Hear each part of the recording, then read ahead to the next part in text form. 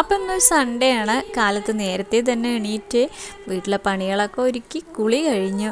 ഞാനും പൊന്നൂസും റെഡിയായിട്ടോ. നമ്മൾ കാവശ്ശേരി പരിക്കാട്ടാവ് വരെ പോയിട്ട് വരാമെന്ന് വെച്ചിട്ട് ഒരുങ്ങിയതാണ്. അപ്പോൾ മോനേട്ടനോട് യാത്രയൊക്കെ പറഞ്ഞു. മോനേട്ടൻ കുളിച്ചിട്ടുണ്ടായിരുന്നില്ല, ചൂടുവെള്ളമൊക്കെ അവിടെ റെഡിയാക്കി വെച്ചിട്ടുണ്ട്. അപ്പോൾ കുളിച്ച് ഒരുങ്ങിയിരിക്കാൻ പറഞ്ഞു. അങ്ങനെ ഞങ്ങളിതാ ഇറങ്ങി 2 ബസ്സൊക്കെ കയറി നമ്മളിതാ പരിക്കേട്ടാവിൽ എത്തിയിട്ടുണ്ട്. രാമായണ മാസം ഇതുകൊണ്ട് തന്നെ ഇവിടെ നല്ല തിരക്കായിരിക്കും. 1-ാം തീയതി മുതൽ 31-ാം തീയതി വരെയും ഇവിടെ നല്ല ആഘോഷവും അതിൻ്റേതായ ഒരു ഭക്തിസാന്ദ്രമായ ഒരു അന്തരീക്ഷമായിരിക്കും. പൊന്നൂസ് വരുമ്പോൾ മുടി വിരിച്ചിട്ടിട്ടാണ് വന്നത്. അപ്പോൾ അത് മുടിയുടെ തലപ്പൊക്കെ ഒന്ന് കെട്ടി വെച്ചിട്ടുണ്ട്.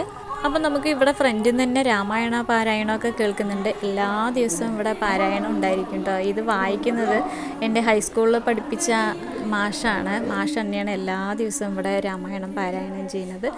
അപ്പോൾ ഈ കാണുന്നതെല്ലാം പ്രസാദ ഊട്ടിന് ഓരോ ഭക്തർ കൊണ്ടുവന്ന് കൊടുത്ത സാധനങ്ങളാണ്. 1-ാം തീയതി മുതൽ 31-ാം തീയതി വരെ ഇവിടെ എല്ലാ ദിവസവും പ്രസാദ ഊട്ടും ഉണ്ടാവും. അങ്ങനെ നമ്മൾ പുറത്തുനിന്ന് തന്നെ തൊഴുതിറങ്ങി ഇവിടെ വന്ന് പ്രസാദമുണ്ട്. ഈ പ്രസാദവും കൂടെ മേടിച്ചു.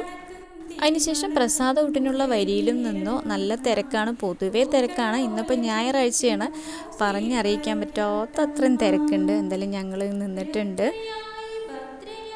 അപ്പോൾ നമ്മൾ കുറേ സമയം വരിയിലേക്ക് നിന്ന് 4-ാമത്തെ പന്തിയിലാണ് നമുക്ക് കയറാൻ കഴിഞ്ഞത് കേട്ടോ.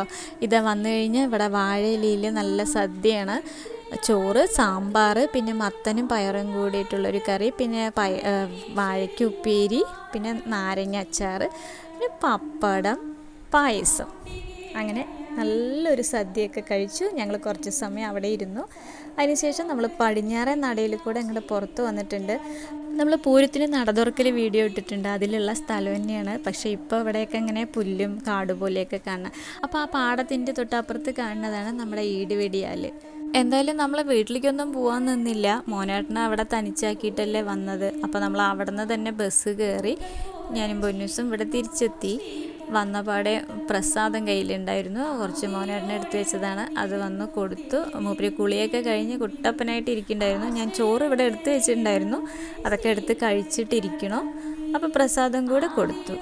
ബാക്കിയുള്ളത് ഞാനും പൊന്നൂസും കൂടെ കഴിച്ചു. അപ്പം ഇന്ന് ഇത്രയേ ഉള്ളൂ. Thank you.